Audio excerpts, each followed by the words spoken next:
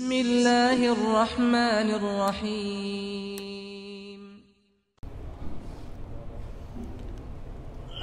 السلام عليكم ورحمة الله وبركاته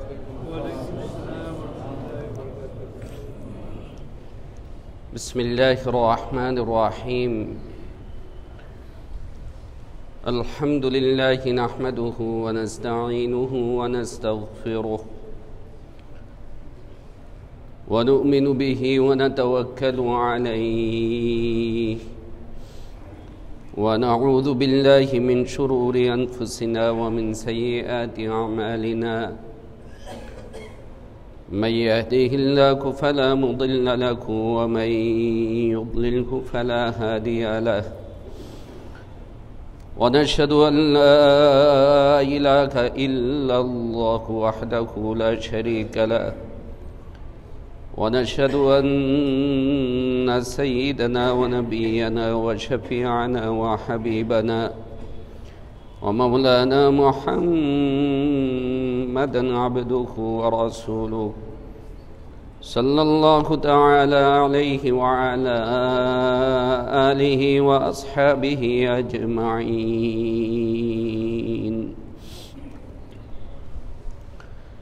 محترم প্রিয় মুসলিয়ান কিরাম এবং আমার প্রিয় দেশবাসী,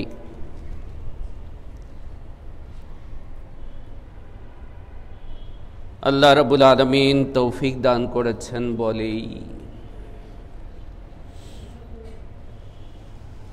তিনি আমাদেরকে মেহেরবানি করেছেন বলেই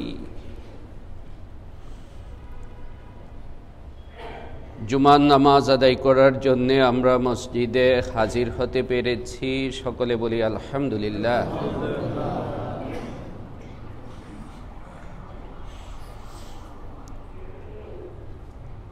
রজব মাসের প্রায় শেষ প্রান্তে আমরা পৌঁছে গেছি।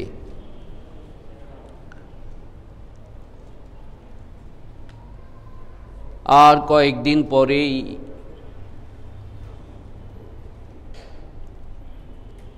শাবান মাস শুরু হতে যাচ্ছে। শাবানের পরেই রমাদান মাস, মাহে রমাদান।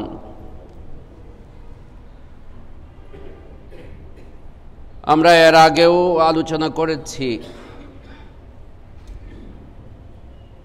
রাসূলুল্লাহ সাল্লাল্লাহু আলাইহি ওয়াসাল্লাম রজব মাসের আগমনের সাথেই রমাদানুল মুবারকের প্রস্তুতি শুরু করে দিতেন। রমাদানুল মুবারক সম্পর্কে আলোচনা শুরু করে দিতেন এবং আল্লাহ সুবহানাহু ওয়া তাআলার কাছে, আল্লাহ তাআলার দরবারে দোয়া করাও শুরু করে দিতেন যেন আল্লাহ সুবহানাহু ওয়া তাআলা রমাদান পর্যন্ত হায়াতকে বাড়িয়ে দেন।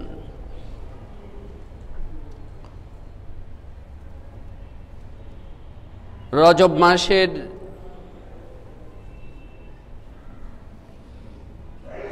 যে বড় একটি ঘটনা রাসূলুল্লাহ সাল্লাল্লাহু আলাইহি ওয়াসাল্লামের জীবনে আল্লাহ সুবহানাহু ওয়া তাআলা দান করেছেন।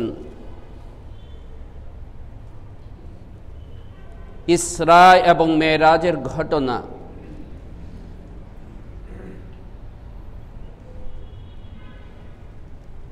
যে ঘটনার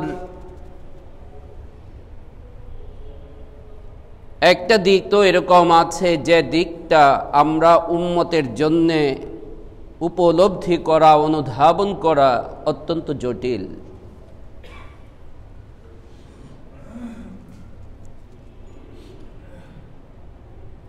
সেই রাতে রসূল পাক সাল্লাল্লাহু আলাইহি ওয়াসাল্লামকে আল্লাহ সুবহানাহু ওয়া তাআলা তার একান্ত সান্নিধ্যে ডেকে নিয়েছিলেন।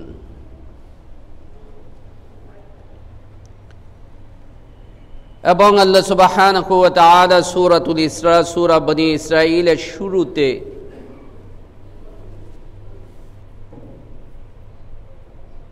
এই বিস্ময়কর সফরের একটা উদ্দেশ্য এবং লক্ষ্য সম্পর্কে কথা উল্লেখ করেছেন। লিনুরিয়াহু মিন আয়াতিনা, লিনুরিয়াহু মিন আয়াতিনা, আমি তাকে আমার কুদরতের নিদর্শন সমূহ থেকে বড় বড় নিদর্শন সমূহ অবলোকন করানোর জন্যে দেখানোর জন্যে আমি তাকে ডেকে নিয়েছি। ২৭ নম্বর পারা সূরা ওয়ান নাজমি ইযা হাওয়াতে আল্লাহ সুবহানাহু ওয়া তাআলা উল্লেখ করেছেন, লাকাদ রাআ মিন আয়াতি রাব্বিহিল কুবরা, তিনি তো সেদিন লাকাদ রাআ অবশ্যই দেখেছেন, মিন আয়াতি রাব্বিহিল কুবরা, তার রবের বড় বড় আয়াত এবং নিদর্শন সমূহ। সেই রাতে আল্লাহ রাসূল সাল্লাল্লাহু আলাইহি ওয়াসাল্লাম তার রবের সান্নিধ্যে, আল্লাহ সুবহানাহু ওয়া তাআলার সান্নিধ্যে কতটা নিকটবর্তী হয়েছিলেন এবং আল্লাহ সুবহানাহু ওয়া তাআলার মারিফাতের কতটা উচ্চতায় এবং কতটা পরিপূর্ণতায় সেই রাতে তিনি অবস্থান করছিলেন, এ আমাদের মতো উম্মতের জন্যে বুঝাই মুশকিল।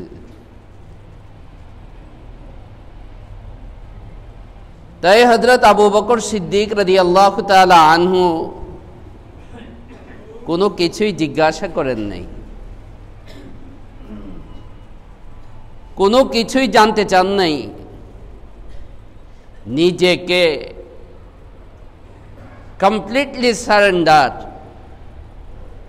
পরিপূর্ণরূপে সমর্পণ করে দেওয়া, এটাই হলো ইসলামের মূল কথা।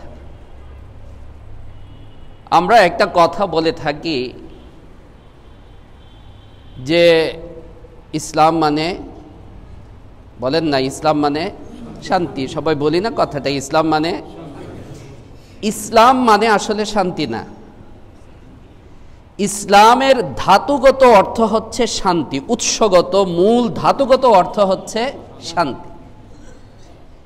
ইসলাম সিলমুন থেকে, সিন লাম মিম, এর মূল অর্থ, মৌলিক অর্থ হচ্ছে শান্তি। আর ইসলাম শব্দের অর্থ হচ্ছে, ইসলামের শাব্দিক অর্থ হচ্ছে নিজেকে সমর্পণ করা, শাব্দিক অর্থ। এবং এই অর্থেই আল্লাহ সুবহানাহু ওয়া তাআলা হযরত ইব্রাহিম আলাইহিস সালাতু ওয়াস সালামকে নির্দেশ দিয়েছিলেন, বলেছিলেন, ইয ক্বালা লাকু রাব্বুহু আসলিম, ইয ক্বালা লাকু রাব্বুহু আসলিম, যখন তার রব তাকে বললেন আসলিম, তুমি মুসলমান হও। ইব্রাহিম মুসলমান হওয়ার কি আছে? হযরত ইব্রাহিম আলাইহিস সালাতু ওয়াস সালাম নবী, তিনি তো আর মুসলমান হওয়ার কিছু নাই। তাই ইয ক্বালা লাকু রাব্বুহু আসলিম, যখন তার রব তাকে বললেন আসলিম, তুমি ইসলাম গ্রহণ করো, সেখানে এই অর্থে ব্যবহৃত হয়েছে তুমি নিজেকে আল্লাহর হুকুমের সামনে, নির্দেশের সামনে সম্পূর্ণরূপে সমর্পণ করে দাও। এবং হযরত ইব্রাহিম আলাইহিস সালাতু ওয়াস সালাম তাই করেছিলেন। যতগুলি নির্দেশ তার উপরে আল্লাহ সুবহানাহু ওয়া তাআলা দিয়েছেন, তার ব্যক্তির সাথে সম্পর্কিত, তার পরিবারের সাথে সম্পর্কিত, যে নির্দেশগুলো পালনের মধ্যে বাহ্যিকভাবে কোনো যুক্তি খাটে না। ছেলেকে জবে করতে বলতেছেন, ছেলে, ফুটফুটে একটা ছোট্ট শিশু, মা বিরান, নির্জন, কোনো কিছুর ব্যবস্থা নাই। মক্কা নগরী তখন এরকম, কাবা শরীফ তখন এরকম কোনো আবাস নাই, কোনো জনমানুষের সেখানে উপস্থিতি বসবাস নাই। আল্লাহর ওয়ার্ডার, তুমি এদেরকে ওইখানে রেখে আসো। এবং এদের মাধ্যমেই আল্লাহ সুবহানাহু ওয়া তাআলা মক্কা শরীফকে আবার কি করেছেন? আবাদ করেছেন। হযরত ইসমাঈল এবং বিবি হাজরা আলাইহিস সালাতু ওয়াস সালাম। এখানেও কোনো দুসরা কথা নাই, কেমনে কি হবে, কিভাবে হবে, কেমনে কি করতে হবে, বাস আল্লাহর ওয়ার্ডার। ইয ক্বালা লাহু রাব্বুহু আসলিম ক্বালা আসলামতু লিরাব্বিল আলামিন, ক্বালা আসলামতু লিরাব্বিল আলামিন, আমি বিশ্ব জগতের রব আল্লাহ তাআলার সামনে নিজেকে সমর্পণ করে দিই। অন্য আয়াতের মধ্যে এই বিষয়টাই হযরত ইব্রাহিম আলাইহিস সালাতু ওয়াস সালাম এভাবে বলেছেন, কুল ইন্না সালাতি ওয়া নুসুকি ওয়া মাহইয়ায়া ওয়া মামাতি লিল্লাহি রাব্বিল আলামিন লা শারীকা লা। আমার নামাজ, আমার কুরবানি, আমার ইবাদত, আমার জীবন, আমার মরণ, আমার সব কিছু একমাত্র কার জন্য নিবেদিত? আল্লাহ সুবহানাহু ওয়া তাআলা, লা শারীক, আল্লাহ সুবহানাহু ওয়া তাআলার জন্য নিবেদিত। হযরত আবু বকর সিদ্দিক রাদিয়াল্লাহু তাআলা আনহু এই বিষয়টাই প্রকাশ করেছেন। আমরা উম্মতের প্রতিনিধি এবং উম্মতের নমুনা হিসাবে হযরত আবু বকর সিদ্দিক রাদিয়াল্লাহু তাআলা আনহুকেও এই বিষয়টা যখন কাফেররা প্রকাশ করেছে, এক কথায় তিনি বলে দিয়েছেন, কেবল জিজ্ঞাসা করেছেন মুহাম্মদ বলেছেন? মুহাম্মদ যদি বলে থাকেন তাহলে এই ব্যাপারে কোনো সন্দেহ নাই। যালিকাল কিতাবু লা রাইবা ফি, কোরআনের প্রথম সবক। বুঝি আর না বুঝি, কোরআনের কোনো আয়াত, কোনো অক্ষর, কোনো নির্দেশনা, কোনো বিধি নিষেধ, কোনো হুকুম আকাম, সামান্যতম এটার মধ্যে কোনো কি নাই, সন্দেহ নেই। যালিকাল কিতাবু লা রাইবা ফিহি। এবং এরপর থেকেই আল্লাহ রাসূল সাল্লাল্লাহু আলাইহি ওয়াসাল্লাম হযরত আবু বকর সিদ্দিক রাদিয়াল্লাহু তাআলা আনহুকে উপাধি দিয়েছিলেন আস-সিদ্দিক। আস-সিদ্দিক আরবিতে সত্যবাদীকে বলা হয় সাদিক। সাদিক, সর পরে কি আছে? আলিফ আছে, টান আছে, সাদিক। আর যদি টান না হয় সাদিক, তাহলে মানে হয় বন্ধু। দেখবেন আরবরা ডাক দেয় না, ইয়া সাদিক, তাহলে অর্থ হচ্ছে বন্ধু। আর যদি টান হয় তাহলে অর্থ হচ্ছে সত্যবাদী। আর সিদ্দিক শব্দটার মধ্যে আরো বেশি অর্থ, এটা আরো বেশি অতিরিক্ত অর্থবোধক, মানে অনেক বেশি সত্যবাদী, সাধারণ সত্যবাদী না। হযরত আবু বকর সিদ্দিক রাদিয়াল্লাহু তাআলা আনহুর ঈমান, এটাই আমাদের জন্য নমুনা, উম্মতের জন্য নমুনা।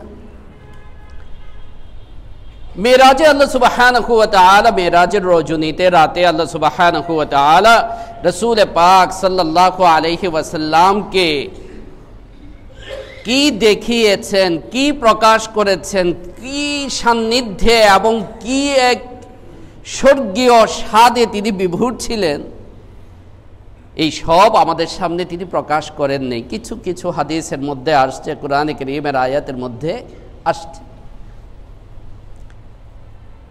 এর মধ্যে একটা আমল আজকে আপনাদের সামনে বলবো এবং আরো অন্য কিছু কথা বলবো। এটা গতকাল রাতেও আমরা আলোচনা করেছি, পরে ভাবলাম যে গতকাল তো এতজন উপস্থিতি ছিল না, আজকে বিষয়টা সবাই জানলেন।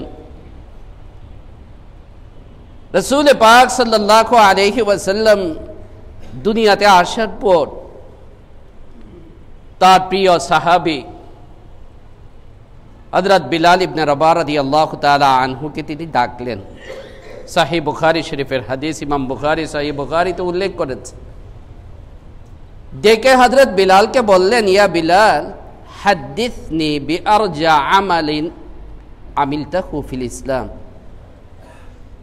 তুমি আমাকে, তোমার কি বিশেষ আমল আছে যে আমলটা দিয়ে অনেক কিছু আশা করা যায় আল্লাহ তাআলার কাছে, এমন বিশেষ কি আমল আছে, এই আমলটার কথা তুমি আমাকে একটু শোনাও। কারণ ফাইন্নী সামিআতু খাশাতান আলাইকা ফিল জান্নাহ, কারণ আমি মেরাজের রজনীতে আল্লাহ তাআলা যখন আমাকে বিভিন্ন জিনিস ভিজিট করিয়েছেন, দেখিয়েছেন, এবং তখন জান্নাতও দেখিয়েছেন আল্লাহ সুবহানাহু ওয়া তাআলা। তো জান্নাত ভিজিট করার সময় জান্নাতের ভিতরে কার চলার আওয়াজ যেন শুনতে পাচ্ছিলাম আমি, কার চলার আওয়াজ, হাঁটার আওয়াজ শুনতে পাচ্ছিলাম। আমি সাথে থাকা হযরত জিবরিলকে জিজ্ঞাসা করলাম, ও জিবরিল, এ কার আওয়াজ শোনা যাইতেছে? জান্নাতে এখনো তো মানুষ যায়নি, মানুষের তো জান্নাতে যাওয়া এখনো শুরু হয়নি, তো জান্নাতের ভিতরে এরকম কার বসবাসের চলার আওয়াজ এরকম শোনা যাচ্ছে? হযরত জিবরিল বললেন, এ আপনার সাহাবী হযরত বিলালের আওয়াজ শোনা যাচ্ছে। বেলাল কোথায় চলতেছেন? বেলাল আছেন দুনিয়াতে, আর চলতেছেন কোথায়? দুনিয়াতে থাকতেই জান্নাতি মানুষ। এই ঘটনার পর আল্লাহ রাসূল সাল্লাল্লাহু আলাইহি ওয়াসাল্লাম হযরত বিলালকে ডেকে জিজ্ঞাসা করলেন, ও বিলাল, হাদ্দিসনি বিআরজা আমালিন আমিলতাহু ফিল ইসলাম ফাইন্নী সামিআতু খাশাতা আও দাফান আলাইকা ফিল জান্নাহ। ও বিলাল, আমি তো জান্নাতে তোমার চলার আওয়াজ শুনে এসেছি, সুতরাং এমন কি বিশেষ আমল তোমার নিশ্চয়ই আছে যে বিশেষ আমলের কারণে আল্লাহ সুবহানাহু ওয়া তাআলা এত বড় ফজিলত, সৌভাগ্য তোমাকে দান করেছেন। হযরত বিলাল ইবনে রাবাহ রাদিয়াল্লাহু তাআলা আনহু আল্লাহ রাসূলের সামনে আর কি আমলের কথা বলবেন, আবেগ আপ্লুত হয়ে গেলেন। এরপর আল্লাহ রাসূল সাল্লাল্লাহু আলাইহি ওয়াসাল্লাম যখন বারবার হুকুম করছিলেন, আল্লাহ রাসূলের হুকুম তো মানতেই হবে,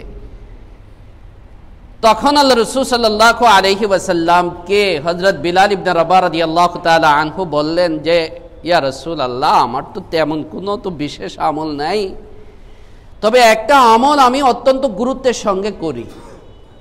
সেই আমলটা হচ্ছে যে আমি যখনই নামাজের জন্য ওযু করি, যখনই আমি ওযু করি, তো আমি 2 রাকাত তাহিয়াতুল ওযু আদায় করি, 2 রাকাত তাহিয়াতুল ওযু আদায় করি। আল্লাহ রাসূল সাল্লাল্লাহু আলাইহি ওয়াসাল্লাম বললেন, এই কারণেই, এই বিশেষ আমলটার কারণেই আল্লাহ সুবহানাহু ওয়া তাআলা তোমাকে এত বড় ফজিলত, এত বড় মর্যাদা দান করেছে। সুতরাং ভাই, রজব মাসের এবং ইসরা ও মেরাজের দাবি আমরা আজকেই দৃঢ় সংকল্পবদ্ধ হই সবাই, যে প্রত্যেক দিন অন্তত একবার হলেও, মিনিমাম তো 5 বার তো ওযু করতেই হয় না, 5 ওয়াক্ত নামাজের জন্য সাধারণভাবে 5 বার তো কম করে হইলেও করতে হয়। 5 বার আস্তে আস্তে অগ্রসর হই। অন্তত এখন আমি স্টার্ট করি, শুরু করি যে প্রতিদিন অন্তত একবার আমি তাহিয়াতুল ওযু আদায় করব কিনা ইনশাআল্লাহ। অন্তত 24 ঘন্টা আমার যখন সুবিধা হয়, যখন ওযু করি, কেবল খেয়াল রাখবো 2 রাকাত নামাজ মাত্র, এমন যে টাইম লাগবে তাও না। আমি যখনই মনে করি, যখনই আমার সুযোগ মিলে, সুবিধা, ওযু করার পরে 2 রাকাত তাহিয়াতুল ওযু আদায় করা। দ্বিতীয় নম্বর যে বিষয়টা আজকে বলতে চাচ্ছি, সে বিষয়টা হচ্ছে মসজিদে আসার জন্য ওযু করতে বাসে করে আছি, তো ওযু করে কি তাহিয়াতুল ওযু বাসে পড়ে আসবো না মসজিদে এসে পড়ব? দুইটারই অনুমতি আছে। আমি যেখানে ইচ্ছা সেখানেই পড়তে পারি, আমি বাসায়ও পড়তে পারি, মসজিদে এসেও পড়তে পারি। পড়লাম, আবার পড়লাম, আলাদা আবার পড়লাম। তবে কেউ কেউ বলেছেন যে মসজিদে ঢোকার পরে প্রথম যে নামাজটা হয়, এই নামাজটার দ্বারা তাহিয়াতুল মসজিদ আদায় হয়ে যায়। তো শর্টকাট যাওয়া দরকার নেই, সময় থাকলে আমি আবার 2 রাকাত, লস তো নাই, লস আছে কোনো? আমি যদি তাহিয়াতুল ওযু আদায় করি, এরপরে আবার যদি দুখুলুল মসজিদ আদায় করি, এরপরে আবার যদি সময় থাকে সুন্নত আমি আদায় করি, তাহলে লাভ না লস? করব। দ্বিতীয় নম্বর যে বিষয়টা বলতে চাচ্ছি সে বিষয়টা হচ্ছে যে ভাই, রমাদান মাস আর 1 মাস পরেই,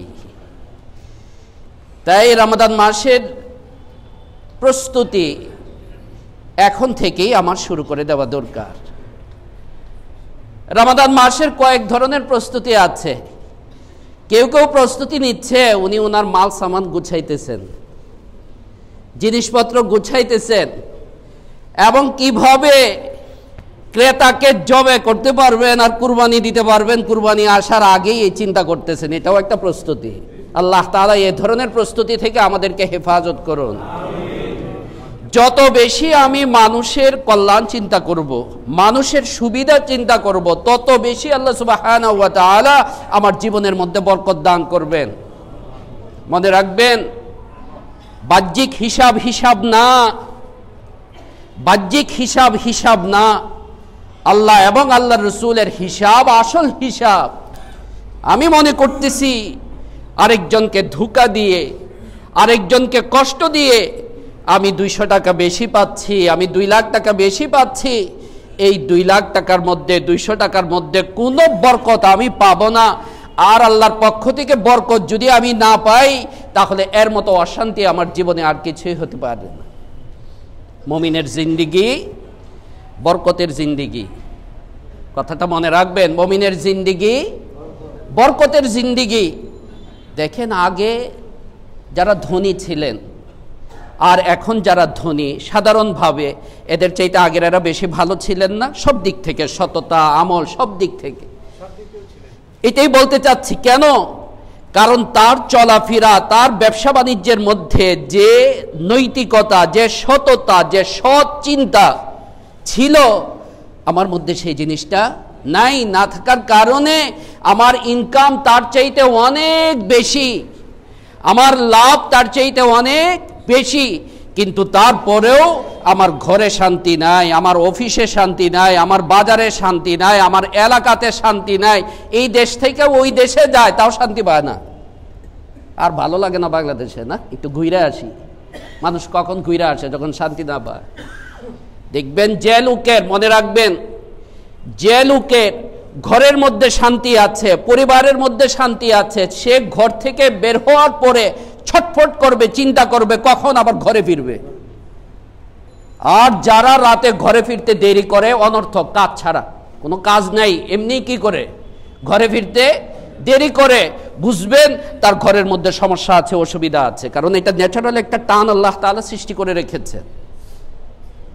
ঘরের মধ্যে যদি শান্তি থাকে, পরিবার পরিজনের মধ্যে যদি শান্তি থাকে, তাহলে সে তো অস্থির হয়ে যাবে আবার তার পরিবারের কাছে, তার পরিজনের কাছে কখন সে ফিরে আসবে। আমি সেই প্রস্তুতির কথা বলছি না, বরং দোয়া করছি, দাওয়াত দিচ্ছি আল্লাহ সুবহানাহু ওয়া তাআলা সেই ধরনের চিন্তা যারা করতেছেন তাদেরকে যেন সুবুদ্ধি আল্লাহ তাআলা দিয়ে দেন, এবং এই ধরনের মন্দ চিন্তা থেকে আল্লাহ তাআলা তাদেরকে হেফাজত করেন। রমজানুল মুবারক দুনিয়ার প্রস্তুতির না, ব্যবসার প্রস্তুতির না, বেশি লাভ করার প্রস্তুতির নাম না। রমজানুল মুবারক আল্লাহ তাআলাকে পাওয়ার মাস, আখিরাতকে পাওয়ার মাস। তাই আমি এখন থেকেই আমার রুটিনটা আমি তৈরি করে নিই, আমি রমজান মাস কিভাবে অতিবাহিত করব। একজন মুমিনের জন্য, একজন মানুষের জন্য যে কোনো কাজে এবং যে কোনো ইবাদতের মধ্যে সর্বপ্রথম যে প্রস্তুতি, সেই প্রস্তুতি হচ্ছে তার নিয়তটা। নিয়ত বলা হয় কেবল মনে মনে ইচ্ছা করার নাম নিয়ত না। নিয়ত হচ্ছে মনের দৃঢ় সংকল্পতার নাম। আজিমাতুল কলব বলা হয় এটাকে, মনের দৃঢ় সংকল্পতা। আপনি যখন, আমি যখন মনে মনে দৃঢ় সিদ্ধান্ত নিব, দৃঢ় সংকল্পবদ্ধ হব, আল্লাহ সুবহানাহু ওয়া তাআলা তখন আমাকে সাহায্য করবেন। আর আমার মনের প্রস্তুতি, আমার মনের যে ইচ্ছা চিন্তাটা, এটা যদি মজবুত না হয়, এটা যদি নড়বড় থাকে, তাহলে আল্লাহর সাহায্য কখনো আসে না। আল্লাহর সাহায্য আসার জন্যে আল্লাহর তৌফিক আসার জন্য প্রথম শর্তই হচ্ছে আমার নিয়তটাকে কি করতে হবে, মজবুত করতে হবে, দৃঢ় করতে হবে যে যা হয় হবে, আমি এই আমল অবশ্যই রমজানে আমি করব। আগে থেকেই প্রস্তুতি। নিয়ত করার পর আল্লাহ সুবহানাহু ওয়া তাআলার কাছে দোয়া করা, আল্লাহ সুবহানাহু ওয়া তাআলার কাছে তৌফিক চাওয়া, আল্লাহ সুবহানাহু ওয়া তাআলার কাছে সাহায্য চাওয়া। কারণ বান্দার নিয়তেই বান্দাকে অগ্রসর করতে পারবে না যদি না আল্লাহ সুবহানাহু ওয়া তাআলা তাকে সাহায্য করেন। আল্লাহ রাসূল সাল্লাল্লাহু আলাইহি ওয়াসাল্লাম এই বিষয়টা বোঝানোর জন্যই আমাদেরকে আগে থেকে তিনি দোয়া করতেছেন, আলোচনা করতেছেন যে আল্লাহ আল্লাহ আপনি মেহেরবানি করে আর কয়টা সময় দিন আমাকে, আর কয়েকটা দিন। কতজনে আছে রমজানের আগের বিকালে দুনিয়া থেকে চলে গেছে, আছে না এরকম? অথবা রমজানের আগের দিন এমন কোনো অসুস্থ সে হয়ে গেছে যে অসুস্থতার কারণে রমজানটা আর আমল দ্বারা সে কি করতে পারলো না, পালন করতে পারলো না। তাই আগে থেকেই আল্লাহ সুবহানাহু ওয়া তাআলার কাছে প্রথম করণীয় হচ্ছে যে এখনই আমি আমার মনের যে প্রস্তুতি আছে, আমার যে নিয়তটা আছে, এই নিয়তটাকে আমি দৃঢ় করি, মজবুত করি, শক্তিশালী করি। আর দ্বিতীয় নম্বর হচ্ছে আল্লাহ সুবহানাহু ওয়া তাআলার কাছে তৌফিকের দোয়া চাইতে থাকি, আল্লাহর সাহায্যের দোয়া চাইতে থাকি। আল্লাহ আপনি আমাকে সাহায্য করেন, আপনি আমাকে তৌফিক দান করেন। এই জন্য আল্লাহ রাসূল সাল্লাল্লাহু আলাইহি ওয়াসাল্লাম সাহাবায়ে কেরাম রাদিয়াল্লাহু তাআলা আনহুমকে খুব নির্দেশ দিতেন, সাল্লাল্লাহু তৌফিক, সাল্লাল্লাহু তৌফিক। তোমরা খুব বেশি বেশি আল্লাহর কাছে কি চাও, তৌফিক চাও। আর তৃতীয় নম্বর হচ্ছে ইসলামের যে বিধিবিধান আছে, হুকুম আকাম আছে, এটার দুইটা সাইড। একটাকে বলা হয় মাসাইল, আর একটাকে বলা হয় ফাজাইল। কি বলেন? একটা হইল মাসাইল আর একটা হইল ফাজাইল। একটা হইল মাসাইল আর একটা হইল ফাজাইল। একটা হইল মাসাইল আর একটা হইল ফাজাইল।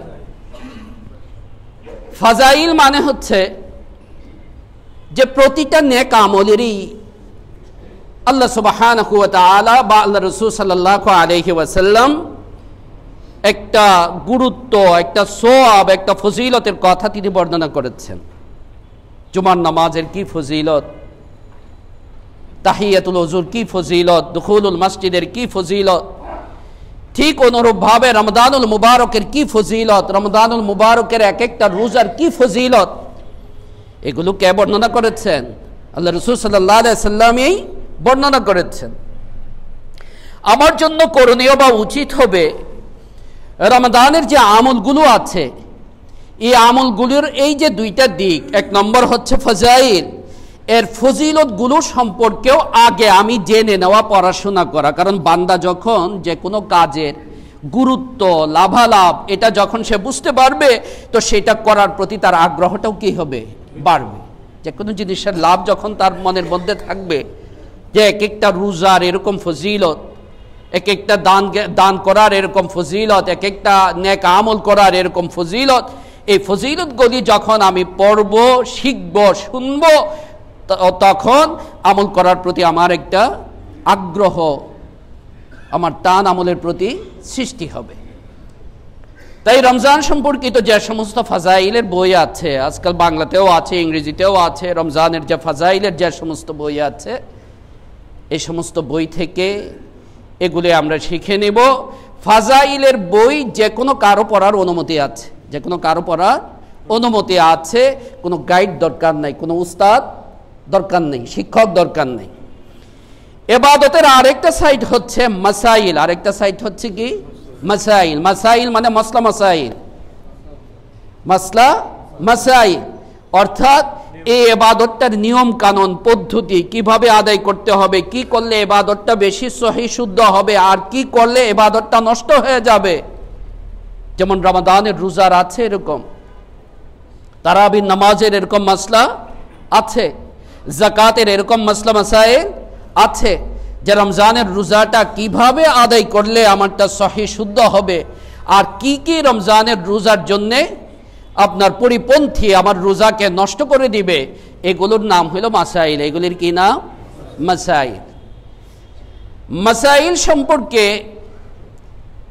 এক নম্বর কথা তো হচ্ছে যে অবশ্যই আমি যেহেতু আমার উপরে রোজা ফরজ, তাই রোজার মাসলা জানাটাও আমার উপরে ফরজ। এই যে তলাবুল ইলমি ফারিদাতুন আলা কুল্লি মুসলিম হাদিস আছে না, পড়ছেন না মেট্রিকে 40 হাদিসের মধ্যে? তলাবুল ইলমি ফারিদাতুন আলা কুল্লি মুসলিমিন ও মুসলিমা, যে প্রত্যেক নরনারীর উপরে জ্ঞান অর্জন করা কি ফরজ। এটা হচ্ছে যে যেটার মানে যে আমলটা তার উপরে আসে ফরজ, এই আমলের প্রাথমিক মাসলাগুলি তার জন্য জানা ফরজ। যেমন যার উপরে নামাজ ফরজ, তার জন্য নামাজের মাসলা জানা ফরজ। যার উপরে যাকাত ফরজ, যাকাতের যে প্রাথমিক মাসলাগুলো আছে এগুলোও তার জন্য জানা ফরজ। আর কিছু মাসলা থাকে এরকম সূক্ষ্ম, যেগুলো আমি মুফতি সাহেবের কাছ থেকে, আলেমের কাছ থেকে আমি জেনে নিব, কিন্তু গদবান্ধা কিছু মাসলা মাসাইল থাকে, এগুলোও শিক্ষা করা, এগুলি পড়া, এটাও আমার জন্যে জেনে নেওয়া আমার জন্য ফরজ। তো রমজানের যে সমস্ত মাসলা মাসাইল আছে এগুলো আমি আগে থেকেই কি করব, জেনে নেব। বিশেষ করে ইদানিং আধুনিক কিছু মাসলা আছে, রোজা রাখা অবস্থায় এই করতে পারবো কিনা, ইনসুলিন নিতে পারবো কিনা, চোখে ওষুধ দিতে পারবো কিনা, ওই যাদের শ্বাস সমস্যা থাকে ইনহেলার ব্যবহার করেন, ইনহেলার ব্যবহার করতে পারবো কিনা, এরকম নানা ধরনের আধুনিক যে মাসলা, যেগুলি আমরা অনেকেই আছে এরকম যে ইনসুলিন নিতে হয়, ইনহেলার ব্যবহার করতে হয়, আগে থেকেই আমি কি করব, মাসলাটা জেনে নেব। তবে মাসলা জানার ক্ষেত্রে যে বিষয়টা আমার করণীয় হবে সেটা হলো যে বাজার থেকে বই পাইলেই বা ইন্টারনেট থেকে ডাউনলোড করে আমি পড়ে ফেলবো, সেটা যেন না করি। কারণ মাসলার মধ্যে কি থাকে, ভিন্নতা থাকে, মত ভিন্নতা থাকে। তাই এই ক্ষেত্রে আমার জন্যে ভালো হবে কোনটা, এটা আমি কোনো আলেমের কাছ থেকে, মুফতি সাহেবের কাছ থেকে জেনে নিব। তখন তিনি আমাকে সাজেশন দিবেন ওই ধরনের বইয়ের, যেটা আমার মধ্যে আর বিশৃঙ্খলা সৃষ্টি করবে না বা আমার মধ্যে বিক্ষিপ্ততা সৃষ্টি করবে না। না হলে আজকাল যে অবস্থা চলতেছে, এখন আমাদের এক উস্তাদ বলতেন, আল্লাহ তাআলা ওনাকে জান্নাত নসিব করেন, মারা গেছেন, তো উনি বলতেন যে আমরা এই যে কোরআন হাদিসের এত বড় বড় বই, সব বই এগুলি আমরা বাংলায় অনুবাদ করেছি মানুষের উপকারের জন্য, তাই তো, মানুষ পরে উপকৃত হবে, কিন্তু এগুলি পরে মানুষ নিজেই মুফতি হয়ে যাবে এটা ভাবি নাই। কিন্তু এখন দেখা যাচ্ছে এই গুগল থেকে ডাউনলোড করে, ইউটিউব থেকে ডাউনলোড করে, অথবা এরকম একটা বই বাস বাইতুল মুকাররম থেকে কিনে বা বাংলা বাজার থেকে কিনে, এরপর সেই বইয়ের উপরে ভিত্তি করে তিনিও কি দেওয়া শুরু করে দেন, ফতোয়া দেওয়া শুরু করে দেন। আমি আমার নলেজ বাড়ানো সেটা ভিন্ন কথা, কিন্তু সিদ্ধান্ত দেওয়া এটা আমার কাজ না, মনে রাখতে হবে। সিদ্ধান্ত দেওয়া এটা কার কাজ না, দেখবেন তর্কাতর্কি লেগে যায়, এটা ঠিক না ওইটা ঠিক, এটা ঠিক না ওইটা ঠিক। সিদ্ধান্ত দেওয়া কি নয়, আমার কাজ নয়, সেটার জন্য স্পেশালিস্ট আছে তাদের সঙ্গে, কারণ একটা জিনিসের অনেক দিক থাকে, সেই দিক বিবেচনা করে কি করতে হয়, সিদ্ধান্তটা দিতে হয়। তাই আমরা ইনশাআল্লাহ এখন থেকেই রমজানুল মুবারকের এই যে প্রস্তুতি, 1 নম্বর নিয়তটাকে মজবুত করা, নিয়তটাকে সহি করা, শক্তিশালী করা। 2 নম্বর আল্লাহ তাআলার কাছে দোয়া এবং তৌফিক চাওয়া। 3 নম্বর প্রয়োজনীয় ইলম হাসিল করা, রমজান এবং রমজানের রোজা সম্পর্কে প্রয়োজনীয় ইলম হাসিল করা। সেক্ষেত্রে ফাজাইল যদি হয় তাহলে এখানে কোনো গাইডের প্রয়োজন নাই, ফাজাইল বা ফজিলত এগুলো তো এ ধরনের কিছু না, আমি পড়তে পারি। তবে মাসাইলের ক্ষেত্রে ভালো হবে এটা যে আমি একজন আমার উস্তাদ রেখে, একজন উস্তাদের পরামর্শে আমি যেন মাসলাগুলিকে কি করে প্র্যাকটিস করি, তখন আর আমার মধ্যে বিশৃঙ্খলা বা বিভ্রান্তির কি হবে না, কোনো ব্যাপার থাকবে না। আল্লাহ সুবহানাহু ওয়া তাআলা আমাদের সকলকে তৌফিক দান করুন, আমিন। ওয়া আখিরু দাওয়ানা আলহামদুলিল্লাহি রাব্বিল আলামিন।